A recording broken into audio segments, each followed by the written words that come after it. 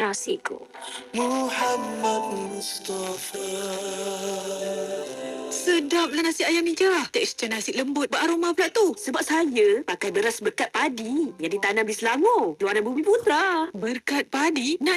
Jangan berebut semua. Kalau nak dapatkan beras wangi kampung dari Selangor, di Shopee dan TikTok, cari Galeri Dahlia atau hubungi Syariah di 013-211-0288. Nak datang terus pun boleh ke Pusat Jualan Beras Wangi Berkat Padi, Sungai Haji Dorani, Sungai Besar, Selangor. Beras wangi berkat padi, pilihan terbaik untuk keluarga. Penat cari rezeki, kos hidup makin meningkat, nilai duit pun makin susut. Sebab tu ramai dah mula simpan emas dan perak patuh syariah bersama Mim Gold.